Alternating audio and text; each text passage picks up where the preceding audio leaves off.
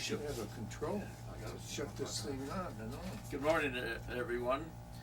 My name is Bob Andrade. I'm a docent here at the Palm Springs Air Museum, and today is Thursday, June the 8th, 2006. This is in reference to the Veterans History Project that we're doing here, and it's for the Library of Congress, and it eventually will go into a database where we can see all of these veterans. Today we have the pleasure of having Dave Hamilton from the United States Navy, World War II. He served both in the European theater and the Pacific. And today we're going to interview him and learn a little bit more about him and about his life and his adventure in the Navy. So welcome to have you here, David. Thank you, Bob. Get rid of your gut. Okay. Oh, so the rest of it you're gonna do behind the mic, huh? Yeah. Oh, all right. Okay. Here we go. Okay. So you can look at your clipboard. Feel at ease. Oh, I'm these. There you go. There. Okay. Firstly, what we want you to do is to repeat your name and spell it for us, please. Okay. I'm David Hamilton. That's D-A-V-I-D, Hamilton, Hamilton. No middle name, no middle initial. Okay. First of all, we're glad to have you here, and we'd like a little bit of your family background. And where were you born, David? Michigan. And we brought up there. What school did you go to? Oh, all right. Suburb of Detroit, and at the age of 3, moved to Midland, Michigan, and that's where I had all elementary, junior, and senior high.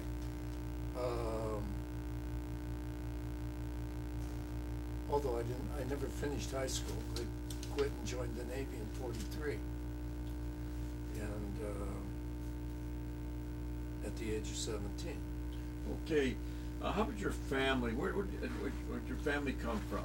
My father was a Scot. My father was a Scot from Scotland, and my mother was a Londoner, and they met in this country, and they 24, 25, and I came along in 26. Do you know a little bit about where he met her, or a little bit about their courting, or? Oh yeah. They were introduced. My dad became close friends to my mother's sister and brother-in-law, and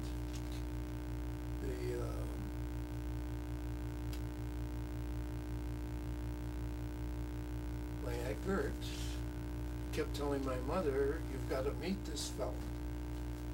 And so they were introduced and met through my Aunt Gert, who was my mother's sister. And there was a relationship with their family established by my dad and his brothers before my mother and he ever met. Thing is that both of them were married early. My father lost his wife in childbirth in about 1923, 4, and my mother came to this country with her brand new husband, and came over with my grandparents, and they moved into, it's all taking place in Royal Oak, Michigan, and 3 weeks after he landed here, he died of spinal meningitis. And so both of them had that shock of getting over couple of years when they met. So, that's family. Okay, then you probably, just curious about, you probably know very little bit about your grandparents then, do you? Oh, yeah. What they did, or, you know, the one was from, Well,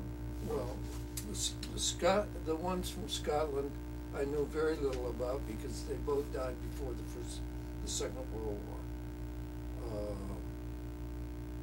In fact, it seemed to me my paternal grandfather died in 1939, before the war started. But my grandparents came over with my mother in about 1920, I don't know, 23, 24, and they stayed for 1 year. And my grandfathers said, we gotta go back to civilization, we can't stand it here. So they went back to London. He bought his business back, and for the same price he paid for it, and they moved back into their house, and this was on the border of West Kensington and what's the next, doesn't matter, suburb, part of London, Greater London. And they stayed there until they got bombed out in the Blitz. did you ever go over there and see while they were there? During the war? Yeah. Or before? Well, they got bombed out twice, and then they moved up to Worcester, which is East Midlands, not too far from Bristol. And my grandfather, just before Christmas of '43, I hadn't landed there yet.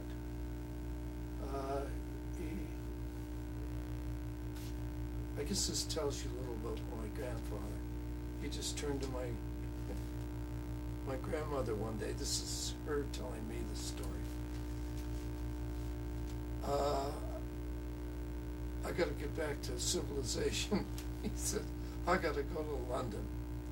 I'll find us a flat. So he puts on his hat and his coat, catches the train to London, and he's gonna find a flat in wartime London. And a poor man got caught that night, and there was a mini blitz going on, and he got caught in a raid. He spent the night in one of those corner brick shelters, and he never did get a flat, an apartment. And he went back to Worcester, and this was Christmas Eve. Or no, he died on Christmas Eve. This was a day or so before. And Granny told me the minute she saw him, she knew he was gone, pneumonia. And so he died about 2 months before I landed in the UK. So I missed him. But I saw my grandmother 3 times. I got a 7-day and a 5-day leave. And I went to see her a couple of times, and then going up to London. And then I got a 48 before we came back to the States when the wing was breaking up. And I thought I may be the last one in the family to see her. So. Did you, now, you say that you got out of school early to go to the military. Now, when you were in school, did you get involved in sports, or? Intramural. Did you enjoy school? And Oh, it was okay. But like everybody else, I was just waiting. The war came along, and I couldn't wait to get in, especially last year. And the thing is, you see, I had something on my parents. My father enlisted in the British Army the minute he turned 17. And my mother joined the Royal Flying Corps as a WAF the minute she turned 17. So Yeah. I used this. And they said, now, At your young age, while you were in high school, did you really know anything about, or well, let's back up a little bit, okay? Sure. The Depression. How did you go through the Depression? Can you remember the Depression and what it was like, and your family? How did you make it through it? We made out all right. My dad, of all the times to open, he was a plumbing contractor. He left a very good job at Dow Chemical, and he wanted to be on his own. So, right in the height of the Depression, he started his own firm, and he did very well for a while. And just about the time things started to improve in the mid-30s,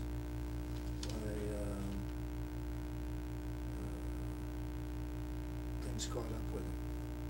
He had to file for bankruptcy. Went very hard. And so then he went to work. By that time, Dow was starting to, Dow Chemical, that's in Midland, Michigan, where I grew up, was expanding. Austin Construction was the big contractor, building contractor for Dow, and that's who Dad went to work for. And okay, then do you actually remember, or were you conscious of the germ? Actually, was you conscious first about China, what was happening in China in 1937? Good God, yes. You know, from about the age of, let's say, 10. My parents were fairly well read.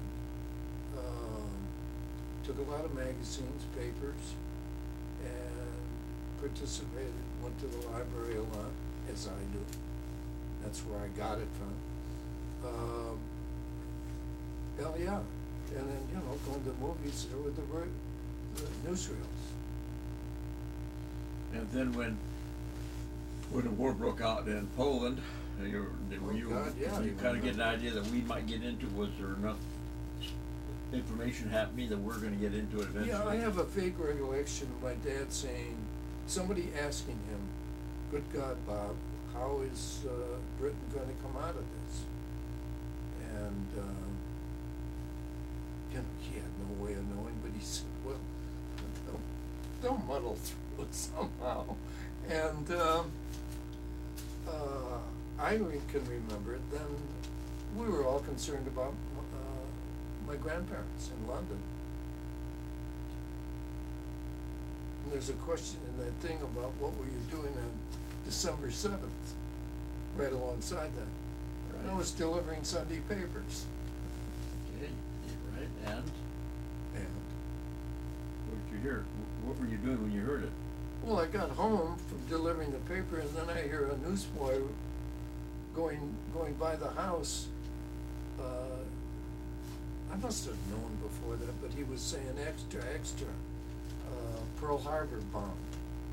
And they had already got a paper out. And I must have heard it on the radio, though, by the time, that would have been, no, that was in the afternoon. I guess we would have heard it about 1 o'clock, somewhere around there. That's. And then, what? Then you heard about Pearl Harbor, and you felt that your neighborhood. I mean, did it just? I mean, what was the feeling of your neighborhood? Reaction of school and your neighborhood? Well, of shock, anger, the usual. You know, whatever you read people were doing, that's what they were doing. And my feeling was the damn thing will be over before I can get in. But you wanted to get in, right? Well, yeah. Okay, now at your young age of 17, did you say? I turned 17 in May of 43. Did you have to have your parents' permission? Yeah, I told you, I had an axe over them, because they both enlisted when they were 17. And They were reluctant, but they did it. So, So you went, Great was there, Lakes. was there a lot of people at that recruiting place when you went in there? no, I had to hitchhike 20 miles from Midland, to Saginaw to enlist. Saginaw is a much larger town. And you enlisted in, and you went right in, you asked for the Navy, Oh, yeah, you I pre- got a just Navy re- recruiter. Well, why did you choose the Navy? God, I don't know. I had a good reason at the time that peeled. Did they give you any choice of what you wanted to do in the Navy? Oh, or you're just- talking about draft. I went right directly to a Navy recruiter. I was 17. I wasn't in the draft. No, but I'm just saying, did you go in there, ask for a particular field, or you just want in, that's it? I talked to him about radio.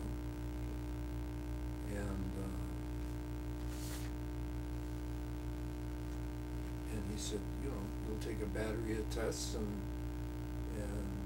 et cetera. I don't remember that there was no pressure. They were getting enough recruits. So, anyway. Okay, you. But we did go through whether you enlisted or you were drafted, everybody went through the big receiving center in Detroit. And so I was at the Naval Armory in Detroit for about 3 or 4 days. And they put us up in cheap hotels. And they gave us an arrangement in cheap restaurants. But we went, you run through with all the draftees, the enlistees, and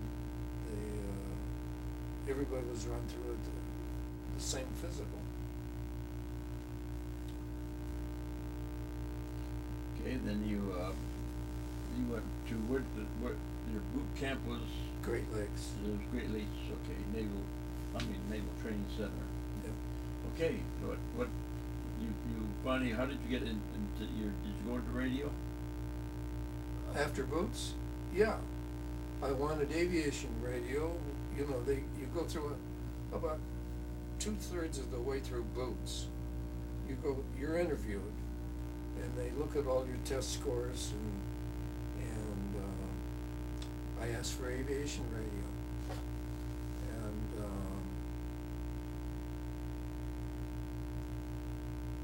he said, Memphis is filled up. All the schools are filled up. That's where the big aviation radio, aviation ordnance. But he said we can give you fleet radio. So I said okay. So after boots, 9-day leave, came back a couple of days, and then I got on the North Shore. That's a railroad, and went up the lake towards Chicago and got off at Evanston. That's the first indication that I ever knew that there were a lot of Big Ten schools that had Navy radio schools. So anyway, that was good duty. Fall of '43.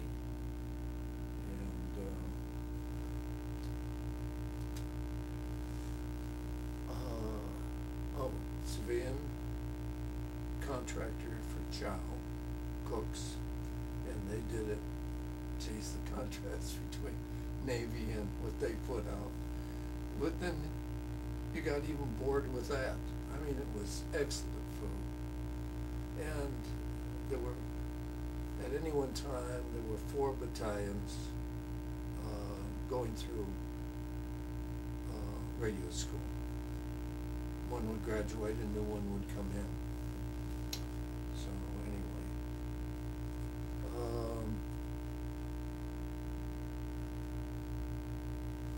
2 days from graduation, they called about 4 of us in, 5, and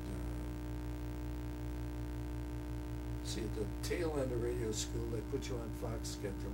That's out of Washington, and it's sent out at 17, 18 words a minute. And that was my problem with radio school. I had excellent marks in theory and procedure, and what was the other one? Anyway, and but code, I was always falling a couple of words behind, but they kept me on and kept me on until about 3 days before graduation. Couldn't quite hack it. It was the code that got you. Oh, yeah. I was, as I said, when they were covering 17, 18 words, I was probably covering 14, 15. And so I only get pieces of it. And this was, your last week or 10 days in radio school, you're copying the Fox schedule. That's out of Washington. And it's, broadcast to every Navy station and ship. And, you're not much good if you can't copy that. If they'd have kept me on for another. So that pulled you out of the radio, and then what rate did you go for after that? Well, I was Seaman second, Seaman. RM striker. And You're no so longer for striking for radio then? Huh? You're no longer striking for radio? No. So I and about, 8 other guys, were shipped to Philly Navy Yard. Stayed in the sub barracks. Americans on the 3rd deck, and British on the 2nd deck, and the ground floor was French. And they're all submariners. And anyway, that's where they stuck us. And I was there for about, 4 or 5 days, maybe a week. And the Wisconsin was sitting there. She'd been launched and finished. She was just sitting there waiting for her crew. And we all looked at each other and looked across the water at that big bugger. And I thought, I don't want that. And so I got shipped to Lido Beach, Long Island. And I asked around and around, what the hell is it, Lido Beach, Long Island? And it was a British sailor that told me, from one of the submariners. He said, I don't know why I know this, but he said it's a big amphib it's a big assembly area, United States Navy assembly area. It's an ex-hotel, but mostly for amphibs. I thought, oh boy. So we shipped north and went to Long Beach, Long Island, and then to Lido Beach. And as we were getting assembled, I realized this is mostly amphibs. And but then we started to line up for foul weather gear. And it was the first time that I saw who I was with. There were about 400 of us.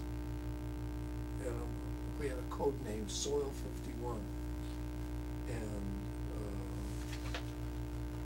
so I'm going on and on in detail. You sure you want all this? So anyway, we were picking up all our foul weather gear. And I started seeing aviation rates. And sure enough, I realized we're gonna be an aviation unit. But I never thought never crossed my mind that we'd be going to England. I figured Iceland, I knew they were flying out of Iceland and out of Newfie and out of North Africa.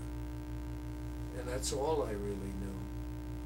And And so anyway, we were there, I don't know, 10 days, or maybe a little longer. Enough to have a couple of liberties. And then they put us on a train, carried us over to New Jersey, and I remember it's dusk. It must be where the Meadowlands are now, because we were out in the middle of just a grass area, and you couldn't see a building. You could see the buildings in New York across the river. Anyway, it was all swampland. And so they stuck us on a ferry, and we crossed over about midnight, and we unloaded at a dock, walked through the warehouse, and suddenly I can't see. And I realized I'm looking at a gray steel wall. And I look, and I look, and I look up, and it goes on and fades away. And there's a whack band playing, I remember that. Middle of the night. And it's the Royal Mail Ship Queen Mary. And we were one of the last aboard, so we got shoved into what was, and it was split in 2 decks, an aft restaurant, and off of not the promenade deck, I forgot what deck it was. It was higher than main deck. Anyway, we shoved off the next morning, and that was Saturday, February 12th, Lincoln's birthday, 44. And I did a couple of watches in the Navy office, so I knew where we were going. We headed towards the Azores, and then cut up towards Iceland, all get air cover, and around Ireland, and then the Firth of Clyde in 6 days. Now, what kind of ship were you on? That was Queen Mary. Oh, you're on the Queen Mary. Okay, I didn't catch that. Okay. That's, didn't I make that clear? Well, Anyway, am I losing you, Bob? No. Anyway, we, it was, I guess the next day, How many people were on that Queen Mary? 15,000. 15,000, huh? Mostly Air Force, Army. There was some British or Canadian nurses. There were British forces, not many, but mostly Army. And they were sleeping, they had a hot and cold, they'd be out on a closed deck, wrapped up in their blankets and their overcoats, and then they get a rack was theirs for 12 hours. Luckily, we didn't have that. And you're fed twice a day, and you spend most of the time in lines. And I got to see the Queen Mary, because those lines wound all over the ship. It would take a couple hours to get through, sit down, to get chow. And it was in the main dining room. And there was the map of the North Atlantic, and all the woodwork was original. The only thing is they had covered the floors with a GI aluminum or linoleum, and they had GI tables. But the rest of it, you just look around and all the fixtures, and the same thing in the main part of the ship. They had left the shops and the main stairway coming down into that area, and the rugs, although they were worn, but they were just covered with GIs. Just packed. So it took 5 days to get across? 6. 6 days. Sailed out of New York, morning of the 12th, and came into the Firth of Clyde on the morning of the 18th. And got on a train, and I remember a piper band piping the support of the train. This was in Gurrick, Scotland. Across from the Mary on a lighter, and how much detail you want? Anyway, one of the engineers on the lighter came up in immaculate white coveralls, and you could look and see the whole engine room, and the brass just shone, and it was clean as you could Jesus. And you could see that the people that were on that ship had great pride, and it was something that went back to the latter part of the prior century. And anyway, this great big guy, about my father's age, and was stopped and was looking down in his own engine room, and a couple of us were lined up. So I asked him, I said, "Where's the town of Hamilton?" And he said, "Aye, laddie." He said, "Is that your sea bag over there?" And he said, "I saw the name Hamilton on it." And he said, "I put it together, your father's from Hamilton." And I said, "Yeah." So he said, "Well, you'll get on the train in about half an hour, you'll pull a stop. And you may be doing some switching, but you'll be in downtown Hamilton." So it was dusk, and I got a brief view of my father's hometown. And then night ride. Have you been in British trains? You know, the car compartment holds 6 people, and there's a baggage rack. Never mind. Try sleeping in those. Anyway, we passed through London at dawn, got held up for about an hour because they had a mini raid, and the Luftwaffe was covering southern England. They were sending over anywhere from 50 to 100 a night, all through the through the winter of 43, 44, right up to, I would say into the mid-spring of 44. And they were losing planes, but anyway, they had done some damage on the track, and they had to repair that. So we passed through there.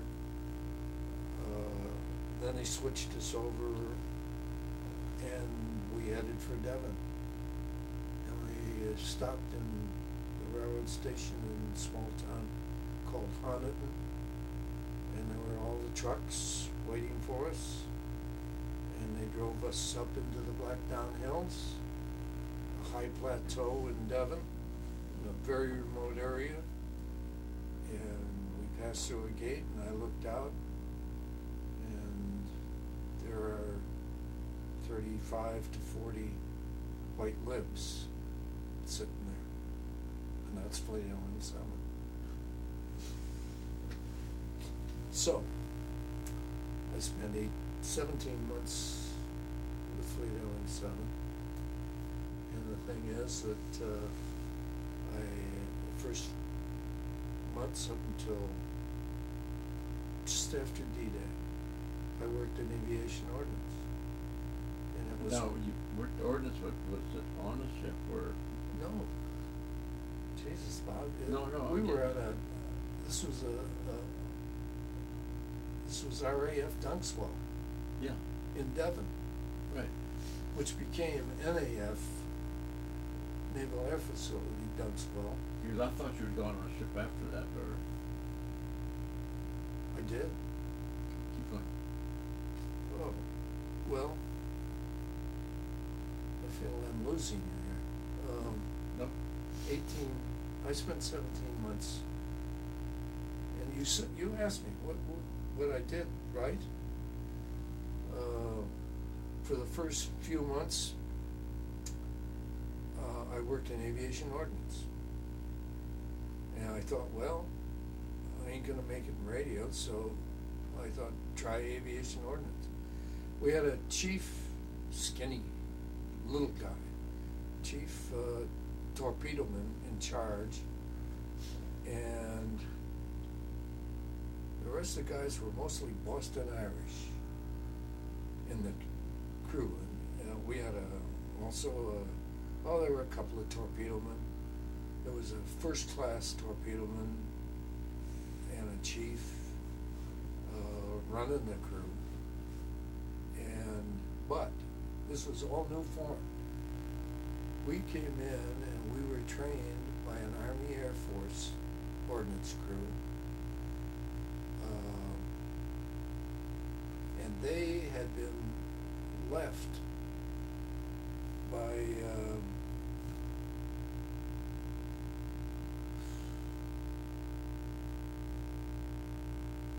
let's just put it, I'll back up later. It bewildered me that there was an Air Force crew training us. But they had been left over from United States Army Air Corps, anti-sub command group, and who had been at Dunswell from July, August, and September of 43. And when the first planes squadrons moved in from Fleet Air Wing 7, they came in from September, October, and November. No, 2 of them came in October. They didn't have enough people. And so the Army Air Force left their ordnance crew for them. And they were still there when we got there. And they trained us. And the chief took 2 seamen second. And we ended up doing the fusing of those depth charts. 2 seamen second were responsible for testing these British pistols fusing and for depth and then fusing the depth charges. They were British depth charges, aerial, 250 pounders filled with Torpex. And Torpex is about 2.5 times the explosive power of TNT. So anyway, they trained us, but I can't get over this chief out of all this crew of these, I hate to say it, these Boston Irish and New Englanders who just were all mouth. He picked a quiet kid from Pittsburgh named Zuber and me, and put us in alone in that fusing. And he said, you feel you can handle it? 17 years old, sure. And so the 2 of us were in charge of preparing and testing and fusing all the depth charges that went off at Dunswell for the next 5 months. And that was during the big rush and maximum effort at time of invasion. And then I got a call. Things started to quiet down in about July. That's after the invasion. Yeah, after the invasion. And so I got a 7-day leave. So I grabbed a buddy and we went up to see Granny. And then we headed on into London, met a bunch of guys. And then when I got back, I was told to report to the commo officer. And they had looked my record up and seen that I'd been at radio school. And so we also, we were taking over anti-aircraft. Anti-aircraft was run by, was all an RAF regiment. You know, they wore khaki, but they wore RAF blue helmets. And that they had 40s, no 20s, 40s and 303s, and they were scattered all over the field. And there was even an Army platoon there for security. I remember them had a wheeled 37 millimeter anti-tank gun. And slowly the Navy moved in and these people moved out. And so anyway, we took over what is called a pundit beacon. It's a nav vision. And it's off base about 5 miles. And it's in line with the main runway or the lighting pattern. And we also brought on base, we had a CB maintenance unit, and they ran all the utilities, everything, lighting. So they took over the pundit beacon. They furnished a mech and an electrician. The CBs don't have a radio or a signal in their complement. So they turned to the Radio Shack or the commo department, and that's when they looked through the record. So they sent me over to, I remember this radio technician sitting across me with an Oldest lamp, testing me, and he sent about 10 words a minute. I had no problems with that. So I ended up on a pundit beacon with a mech and electrician. We were out, the three of us, all alone. The mech was from Montana, 28 years old, seemed ancient to me. And the other guy, the electrician, was from Alabama, nice, real nice guy, 24, easy going. And, but these, you know, they were all volunteers. And so one crew would be on a week and then off.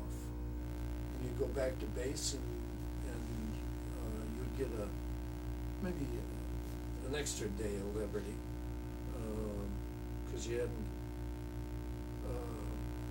So anyway, we were out there, and the idea of this thing was, it was supposed for weather, but each day there was a motor generator and 10 neon tubes, red, in an encased plastic case, sitting up on top of the motor generator, flashing out a 2-letter code a day.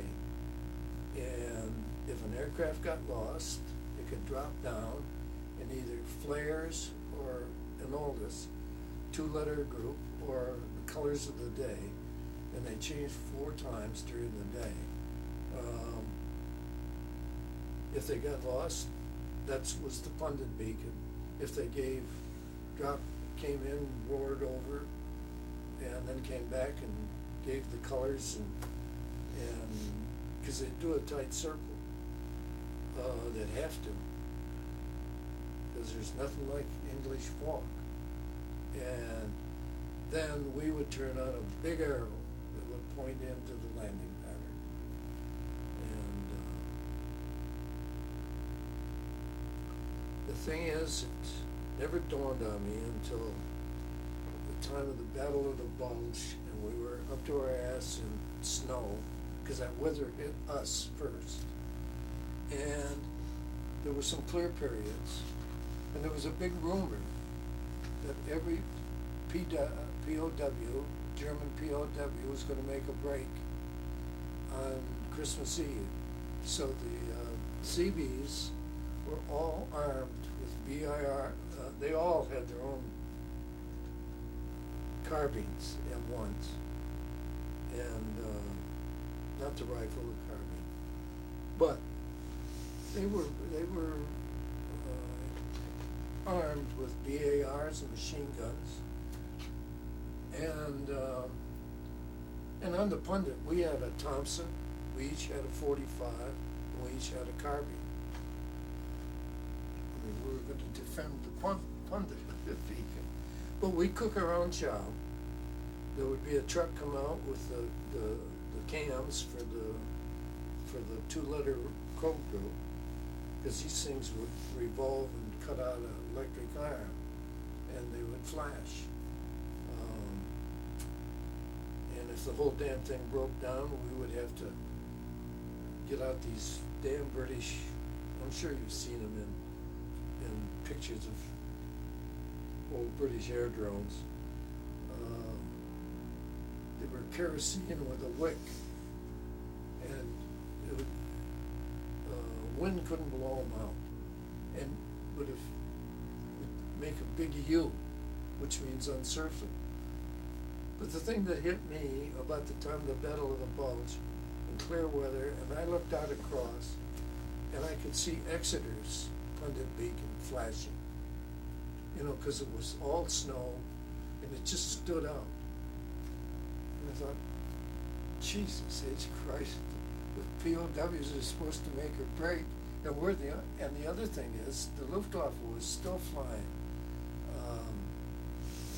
Not at the time of the Bulge, but before that, before the invasion, and it never dawned on me until later that they were making mini raids. And no, that's right. The only thing flashing in the whole blacked out country are the Pundit beacons. Nice target. Anyway, I didn't have to worry about that, because by that time They never did escape, huh? no. But the Seabees all got drunk and started shooting holes through their Quonset huts. Anyway.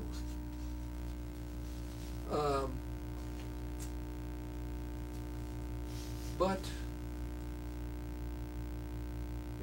there was, you can't be around, you were Air Force, you can't be around 100 octane NAF gas and explosives without crap happening. And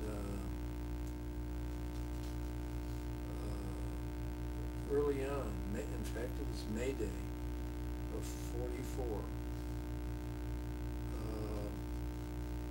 And this is when I was working the bomb dump. We were bringing a load of depth charges, and we're going down the perimeter track, and I'm going to turn off on the roadway to the bomb dump. And I was in the back of the truck, and the guys up front were screaming, and the truck came to a dead stop, and I jumped up on the gate and looked over the canvas top, and all I could see was the nose of a Spitfire. Well, I didn't know it was a Spitfire until it passed me, but all on fire, coming right across the bomb dump. And he's trying to make a landing. He's got his landing gear down, flaps are down, but as he went by me, and I'm telling you, he was only about 30 feet away. I was looking right at him as he came across the perimeter track, but just before that, he hit an old stump of an oak tree with one of his wheels. And I'm watching him, and I'm watching the wheel, and it came down and hit the perimeter track, which is asphalt, and it's going 100 feet in the air, and I'm trying to keep one eye on it and one on the plane. Anyway, but also the flames are just beating back into the cockpit. Well, he hit, and of course the gear collapsed, and he slid a little ways out into the field, and the three of us in back, kid from New Orleans, and a kid named Kavanaugh. The three of us jumped out, and we're running towards the plane. And he had barely stopped by the time we're right up almost to the tail. Anyway, he stood up in the cockpit and he threw off his shoe. And he took his helmet off. Why, at the time I didn't know. And he threw it. And then he rolled out on the wing root and then rolled just on the ground adjacent. And the three of us reached him. Well, I'm telling you, Bob, it was so hot. I had to take my foul weather jacket and I threw it over my head.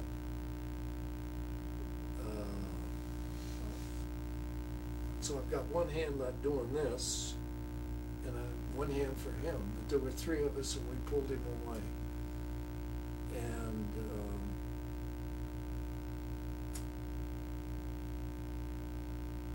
face was an absolute mist. He had pulled his goggles down, so that saved his eyes.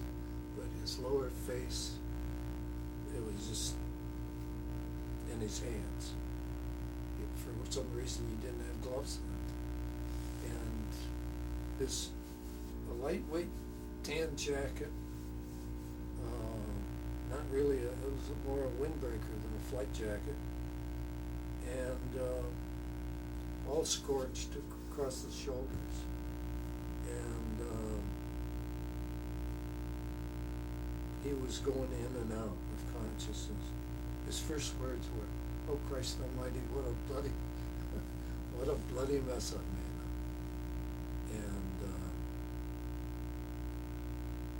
And about this time, in the spit, there's a rack with buried pistol cartridges. They all blew the side of the plane out. And so we grabbed him again and yanked him away. And by this time, the aluminum is just melting off the airframe, or the aircraft's frame. Anyway, I look back,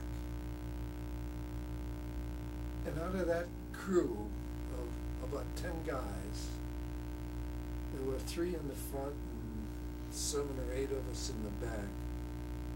Only the 3 of us came out. The rest of them were all standing, watching. And I thought, well, anyway, about this time, a crowd started to gather. So we picked him up and put him in the Jeep. And as I said, he was going in and out. And somebody had to get in the back and hold him. And then the truck came along, so all the guys, by this time a real crowd is starting to gather. So they all threw their jackets in and laid him out on the back of the truck, and the truck just started, and then an ambulance pulled up, so we yanked him out of the truck and put him in the ambulance. And overhead are 11 other aircraft circling. And most of them took off and went up higher, but I imagine it was his squadron leader, was only at maybe 500 feet, and he's circling. And by this time, the plane is, just burned out to almost the tail. The fuselage is mostly gone. Anyway, the wings are still mostly intact. Anyway, the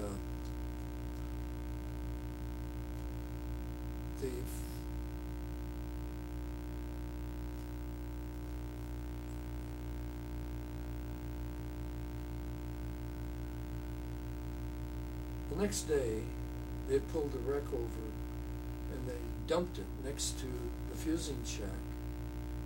and it was Royal Navy. He was from Yeovil, which is the big, Yeovilton, which is, was the big Royal Navy Fleet Air Base, about 50 miles from us. And it's still operational today. Anyway, a couple of Royal Marines are working on the wing panels. And, it was a late model Spit, so it had 20 millimeter and 303s. So he's taken the panel off, and she was fully loaded. None of us knew that at the time. And, or we would have backed off a lot, Anyway, there's these rolls, or this drum of 20 millimeter. So anyway, I asked him if they'd heard how he was, and they said, well, he's gonna pull through. He's badly burned.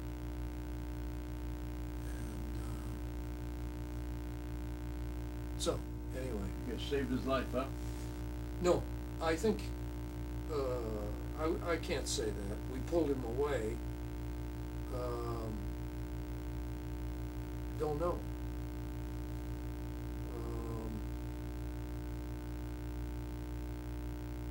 Because if he was unconscious when he was laying on the ground. So, but he came in and out.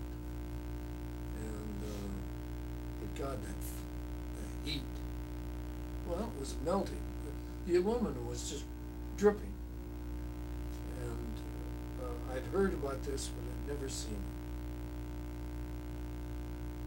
it. So another time, a brand new Warwick came in, brand new, white, shiny. And a Warwick was an upgraded Wellington. And the thing that I noted between the two types was that here, do you know the Wellington? It's not a very... Vickersville. Yeah. I mean, they call her Wimpy. It was fat. And anyway,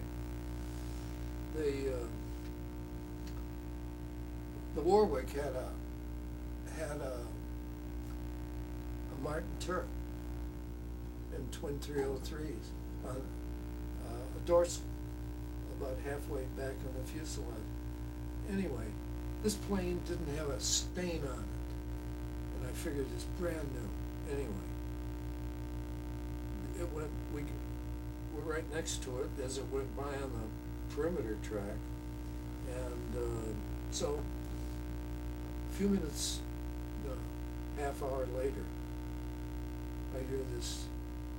It went off down the perimeter track and turned into a large hard stand area behind some trees. And I wasn't paying any attention. And a C-47 was in the circuit and went over. And the next thing I know, I hear this whoomp, and a big cloud of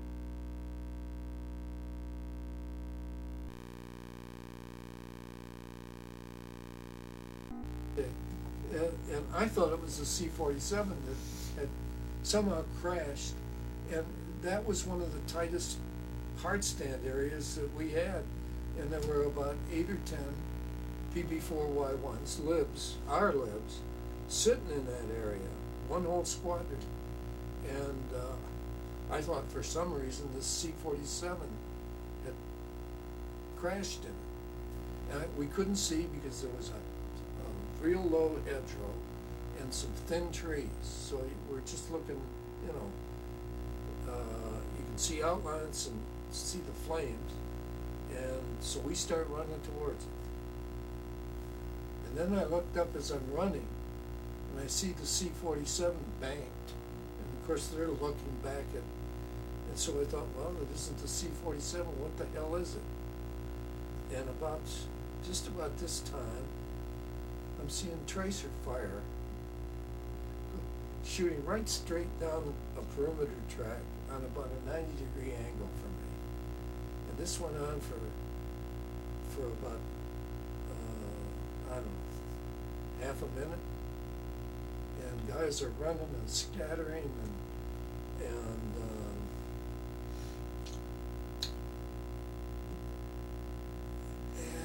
I don't remember much because, again, it's more visual. There was an explosion. And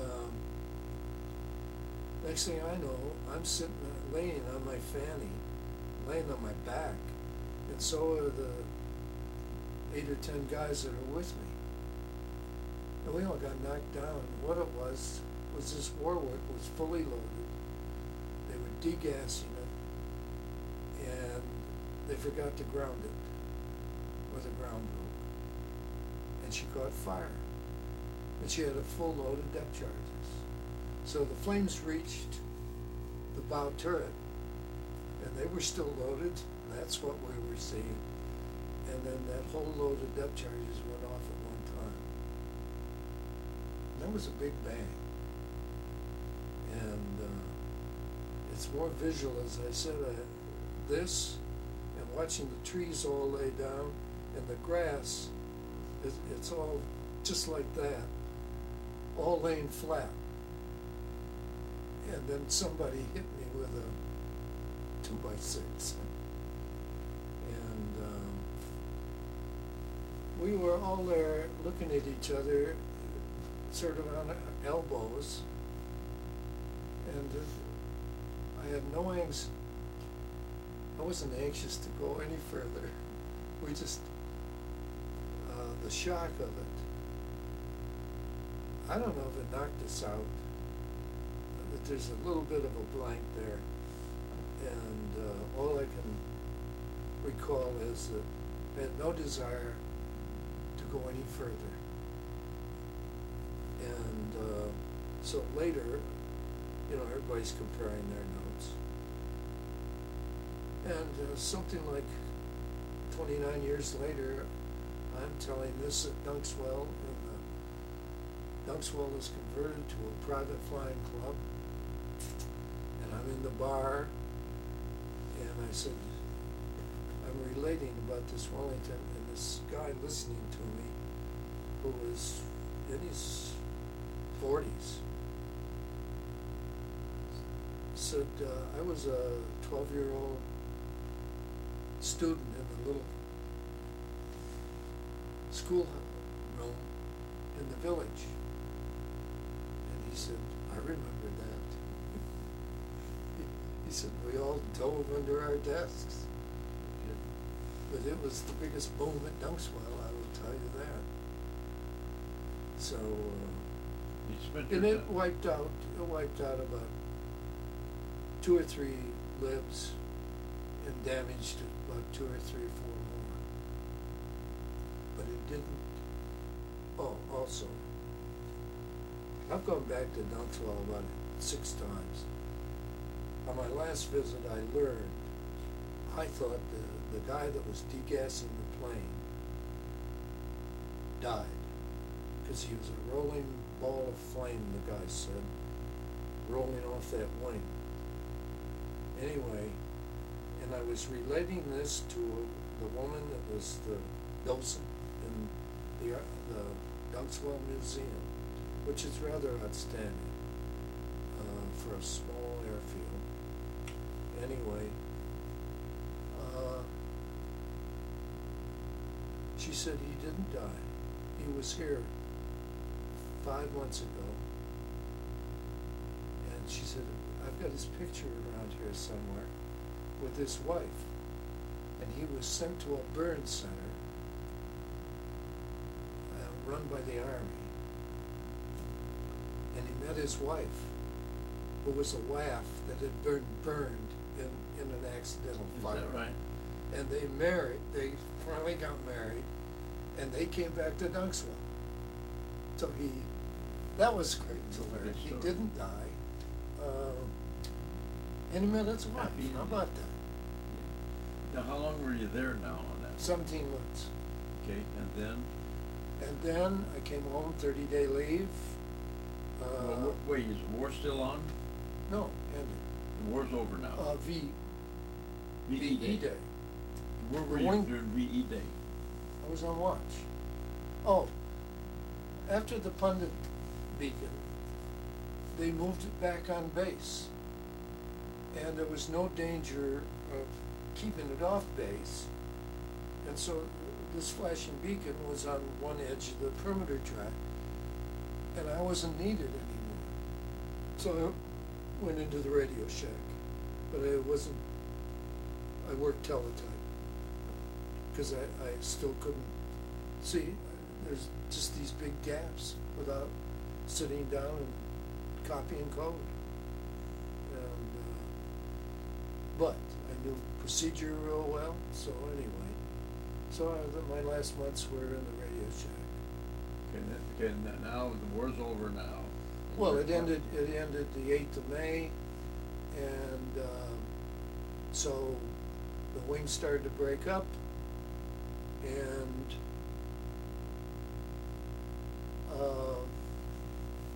packed for the Mary, because we were scheduled to go up to Great and catch the Mary, and personnel officer couldn't get our records together fast enough. So another week went by, and then we packed for the Lizzie, Queen Elizabeth. And we got bumped. Ike decided he was going to send a whole damn Army division back and march them down Broadway, which they did, but they bumped us. So anyway, I finally came home. Norfolk,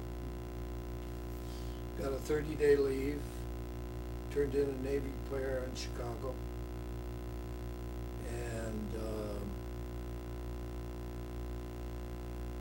then I got on a train with a bunch of guys, same boat as me, some of them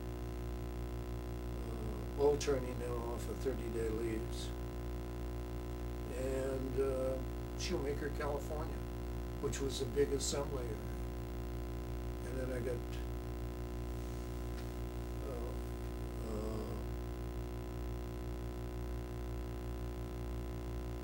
and then I was sent to Treasure Island and sent aboard a rust bucket run by the Army Transport Command called the Robin Doncaster. And the crew were the dregs off of the San Francisco dock. But the funny thing is, it was all Navy passengers. But it had just converted from cargo to troop. The bulkheads were all rusty. They had bunks. So we were sailing out and approaching the Golden Gate Bridge. There hasn't been one word over the PA system. Not one word.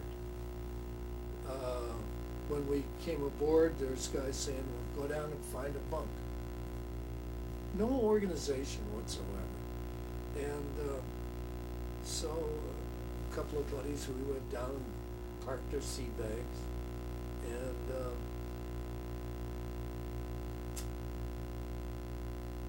went topside. And as we were approaching the bridge, I could hear click, click, click, click. And you know, you can hear when all master PA system, all the PA is going on at one time. You can hear that hum. The first words I hear is Doris Day saying, "Gonna take, What was that? gonna take Sam." Sure, I'm telling you, there was some sadist put that record on. There was no organization at all. And we hit those swells, and the boots, I would say about half the people were going out for the second or third time, and half of them were boots. And people started to get sick, mostly the boots. And they're throwing up. There's no organization. Nobody's cleaning anything. And I looked at a friend and I said, grab your hammock. And we ran topside, and luckily we got under an overhang that held life rafts. so we were protected from rain, but it was open deck, and there was the rail here. So we just tied our hammocks, and people would either duck around us, and that's how we sailed. And anyway, got to Okinawa, or the war ended, VJ. Got to Okinawa, and went aboard the USS Kurita, AV-7. She was commissioned in 44. And mostly reserve crew. And quiet ship. But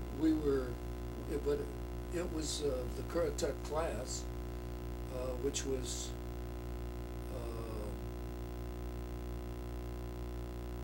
one of the newer seaplane tenders.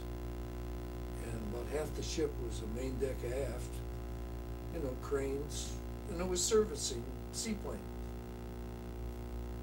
flying boats. And out on the water is the wings, 2 PBM squadrons. And so I was aboard her for about a month, and then the word came, it's going back to the States. I thought, well, geez, I just came from there. I'm going back. And then a list is posted, and there's about 35 names on it of guys that are being transferred to the relieving ship. And I went down, I didn't know him from Adam. I went down to see the divisional officer, and he said, nothing I can do. He said, that came from on an all-nav, and out of Washington. And if you'd been continental United States in 6 months, you were automatically transferred to the relieving ship. And the relieving ship was the USS Curtis, AV-4. The first seaplane tender built from the keel up as a seaplane tender. And she was commissioned along with the Albemarle in 1940. The difference between those two ships is the Curtis was all Navy. The Currituck was very relaxed. You could wear boondockers, you could wear anything. I can remember coming up the ladder and dumping my stuff. We were all lined up and not too happy. And this fat little bastard came down and he starts shouting at us. He says, you've got a half an hour to get rid of those boondockers and those damn field jackets. This is the United States Navy. It's not the goddamn U.S. Army. It's not the Marine Corps. This is the U.S. Navy, and I want to see black shoes. And my introduction to our executive officer, Father Cargill. Anyway, I'm glad I had a chance to serve in the Curtis. She was badly hit at Pearl, and She made the Water Canal, didn't yeah, she did. And she served, she was at, not at Guadalcanal, but what's Espiritu Santos? Okay. But she serviced the flying boat squadrons, VP squadrons, that covered Guadalcanal. she? The Solomon Islands. Yeah. And so she had a hell of a war, and at Okinawa, just before Okinawa, at Kuramaretto, which is was the anchorage they took first before the invasion, and she's tied up there, and they had turned over any aircraft to the Army, and the afternoon, here comes two Kates up over the hill, and they're headed right at the Curtis, and they're kamikaze. And it just happened that there was a Coast Guard picket boat, and they've got twin turrets, twin 50s. And there happened to be a kid sitting in the turret, and he just put the belts in, cocked it and waited, and one Kate went over him and he just ripped the bottom out of it. It went in, but the other one hit below the bridge in the main hall, wiped out sick bay, and the steward's mate's quarters, and did I say the hospital? Yeah. And they damn near lost her. They'd flood, and then she'd start to heal one way, and then they would flood void tanks, and she just kept getting lower and lower. Yeah, but they finally saved her. So she went back to the States and got repaired, and that's when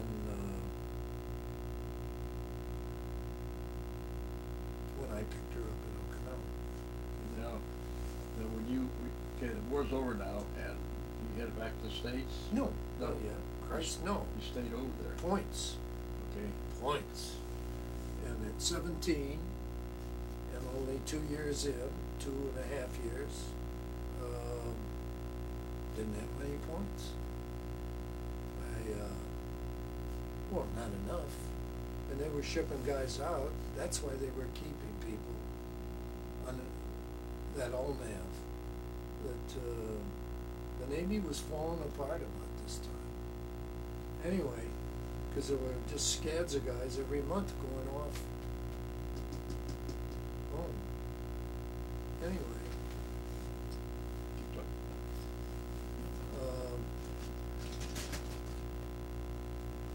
You stick that for Dave Thompson? Let's see it. We're right in the middle of a tape here, man. Yeah, I'm sorry to interrupt. Now, I have, one of the guys out there has 4 books Oh, for you to choose from. okay, Tom, thanks. I won't be here next week. So I'll see you the week I after. don't know how we'll get by. Oh. This is like the screen door on my house, the magnets on The it. tape's running, Tom.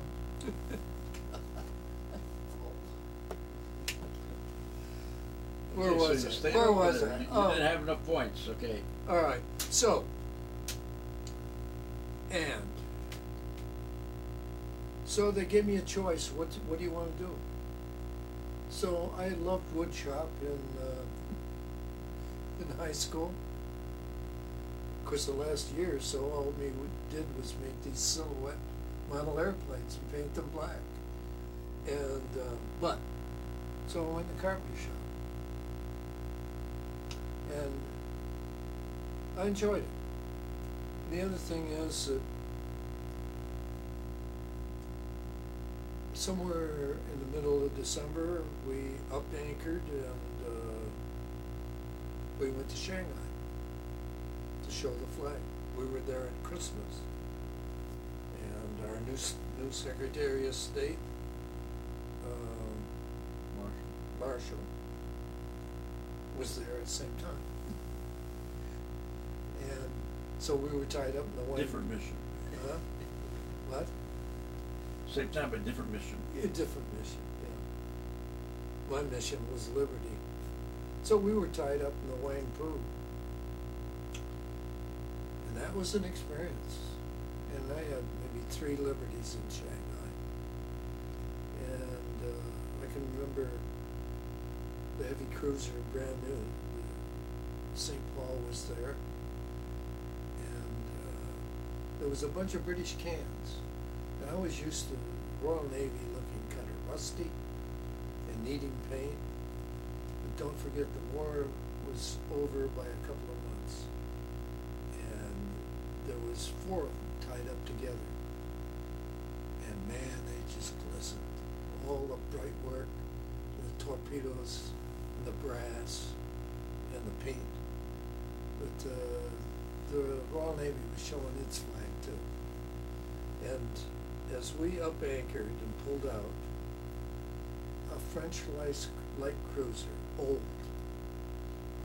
pulled in. And a light gray, which showed up all the dirt and rust. And I always, my one vision, because I'm looking down, because we're manning the rail. I mean, it's peacetime Navy. And I'm looking down, and out from, they aren't, they're just wandering around, and their uniforms are dirty, Jesus. Out of a hatch, coming up for air, is a cook, because I can see his hat, but he's got an apron on and his whites. They were just absolutely filthy. He's looking around, he's lighting a cigarette, and that was it. Anyway, we went from there, and Tokyo Bay, and we were there for a week or 10 days, tied up between Yokosuka and Yokohama, at a place called Dai Nippon Ramp. It was a Japanese seaplane base. And then back to Okinawa, and it's time to come home. Okay. Now would you pull into San Francisco? Yeah. Came back on the Kershaw, an APA. And would you believe it that the barracks that I took at Great Lakes, Camp Perry was where I was. It's right near the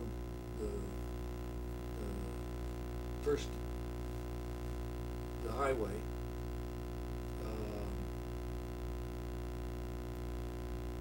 Was used as a separation center or a discharge center. And the barracks that I took boots in, I bought my train ticket home. It was turned into a transportation. Is that right? God, I thought, man, I talk about coincidence. Now, when you got home now, your parents still live in the same place, and Yeah. that did you have any? You weren't married at all, or you didn't have any? Did you have a girlfriend, or? Yeah, I got a Dear John. Where did you? Well, when I had the 30-day leave in the summer of 45, the third week I spent in Chicago with my girl that I met in radio school, and who we had written back and forth, and I figured she was my girl. Anyway, I should have known when I called her the day after I got home. She said, well, maybe you should come on your third week. Well, anyway, to make a long story short, I came home for my last week before turning in to Chicago. So I figured, that's fine. I'll see Mary Lee.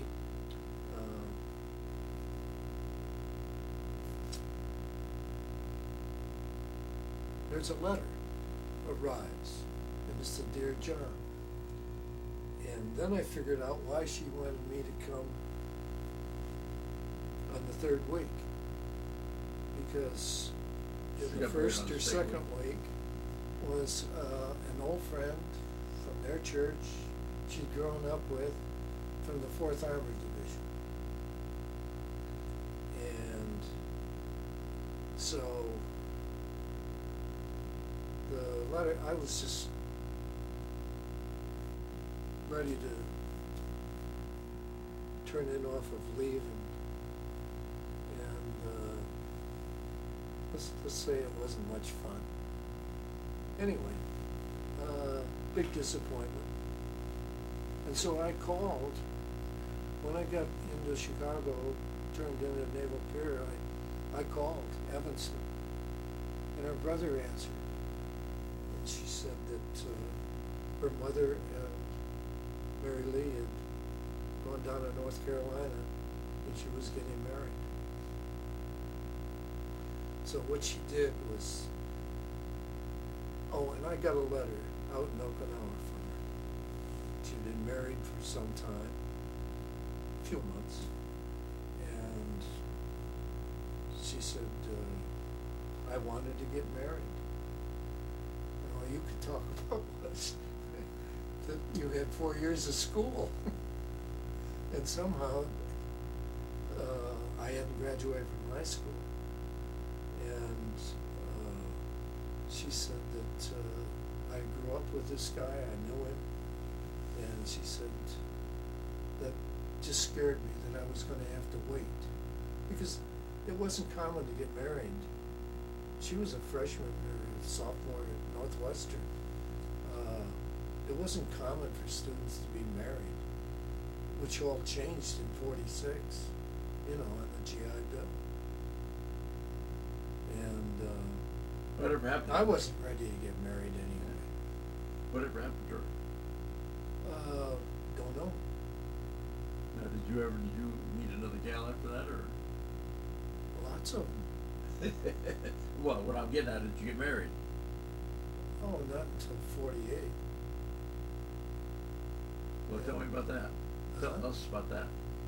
Well, that was after the war, and then I worked for Dow Chemical for about 4 months. And I hadn't graduated from high school. I was looking around, and there were some small colleges would accept you, but your time, I had 1.5 years left. And they had a program that would take 1.5 years to go through. They were looking for the money. And finally, this friend of mine who had been an aviation cadet and got out early and had started at Michigan State, he said, there's a thing down here called Servicemen's Institute. He said, you go down, and if you can pass the entrance exam, Michigan State has set up a program for guys like you. And it starts in the fall of '46. And, we're talking summer of '46.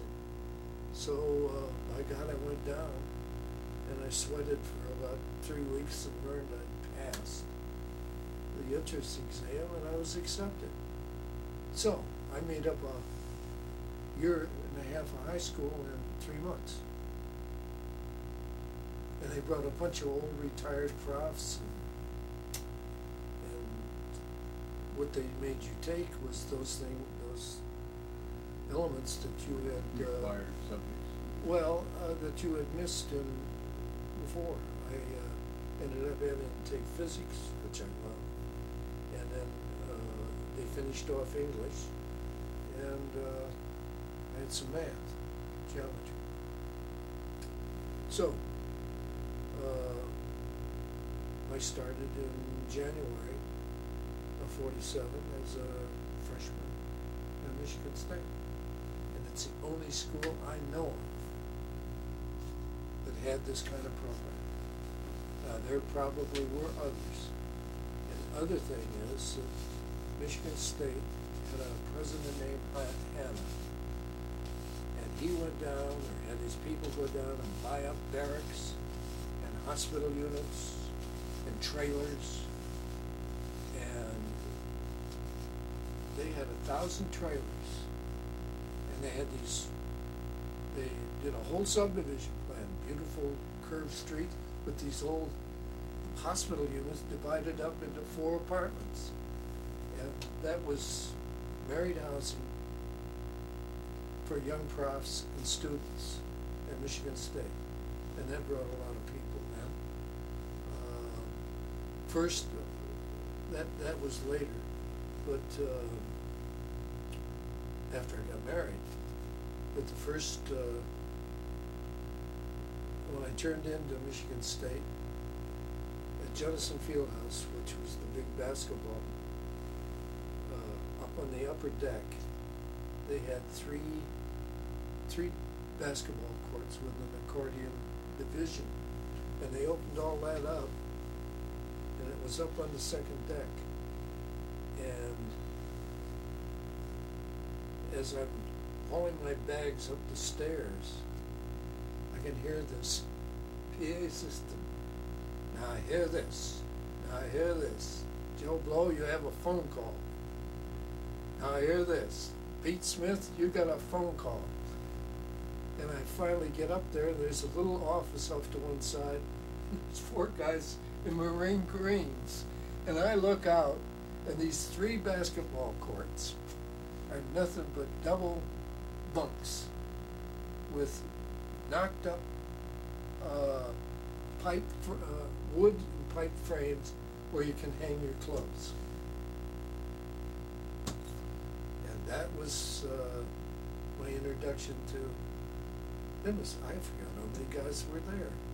But that's was the introduction. Yeah, what did you find? You went to school? Oh, and they also had Quonsons, huh? You went to school, back to school. Yeah, Michigan State. And then you graduated. What did you do when you graduated? Back to Dow. Oh, hell no. Came up Palm Springs. What did you do here? Worked for the planning department. Oh, I yeah. graduated in landscape architecture with a minor in urban planning. And they had an opening, and I wrote. And so I spent 2.5 years there. No. 51, 52. You got married? Oh, in 48. Where'd you meet her? Yeah, my roomie in Quonset huts. Because I moved from Jenison to a Quonset hut, and there were 14 guys in a Quonset hut, and they're just partitioned. Everything is raw plywood, and they stuck they stuck some Community John and shower, huh? Yep, no shower. You had to go, just sinks, and but everything was raw plywood. Anyway, my guy I was bunking with was going with a girl, and he said, "Gee, my gal Donna's roommate. I think you'd like her." So that's how I met my wife. Well, a year and a half later. But the funny part about it is that Donna and Jim introduced us, and Helen and I got married September the 4th of 48. They in Grand Rapids, Michigan, and I in Fairfield, New Jersey. Did you have any children? Yeah, we had 3. But then we separated and divorced, and I married Monan Fee, and she had a daughter who I consider a daughter now, stepdaughter. And to wrap that up,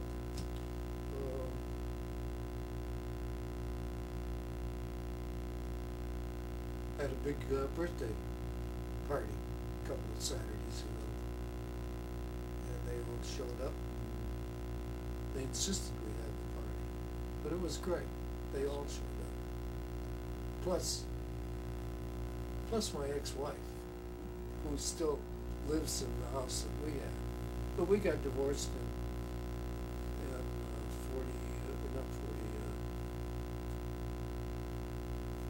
early 70s. We separated in 67. Anyway,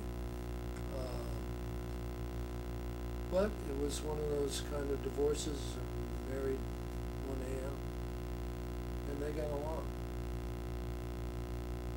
And we,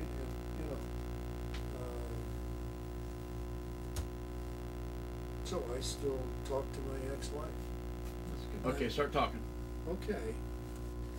Well, besides all of that, some of the things that I really wanted to talk about was Fleet Air Wing 7 and its record. And suddenly the time has passed. Anyway, here we go. It's Fleet Air Wing 7 started out. It was commissioned in March of 41 as Patrol Support Wing, or PAT Wing, meaning Patrol Wing, Support Force, Atlantic Fleet. And Support Force was made up of aircraft and destroyers. And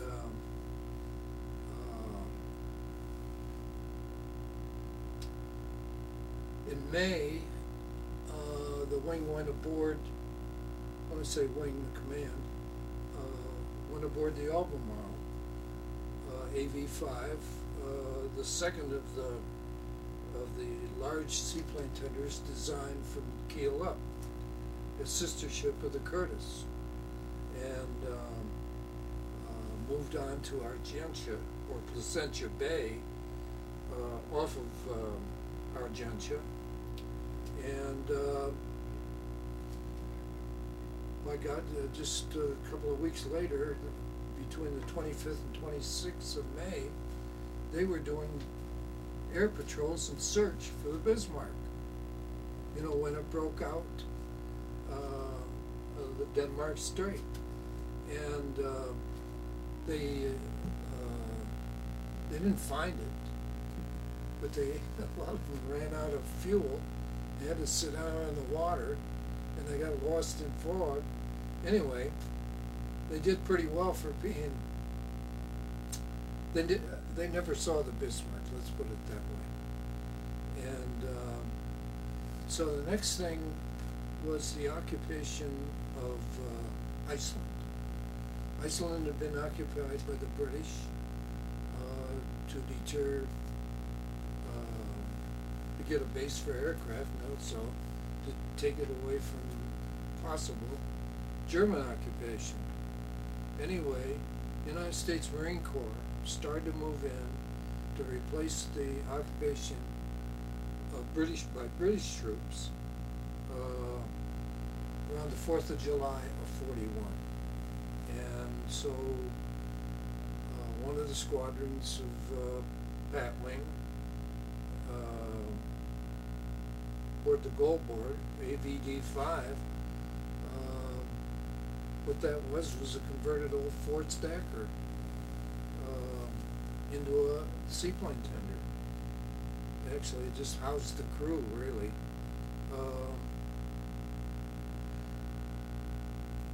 And then around 1st of August of 41, the wing started with two squadrons of flying patrols out of Iceland. One was of PBYs and the other was of PBMs. And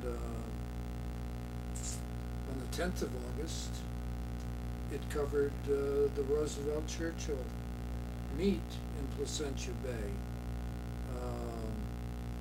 First time they ever met. And by August and September, the wing was flying patrols over convoys. And those convoys between the U.S. and Iceland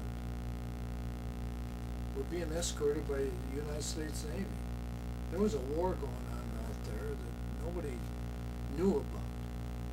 And we had one destroyer badly damaged and one sunk by U-boats. And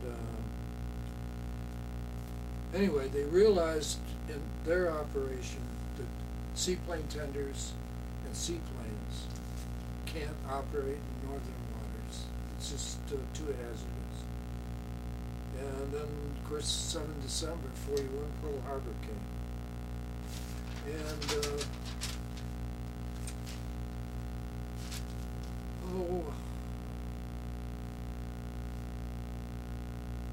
the wing started to get established in Iceland and Argentia. And a hurricane came along in early mid-January and wrecked 5 of the flying boats which just emphasized that you shouldn't be flying. You need a land-based aircraft, and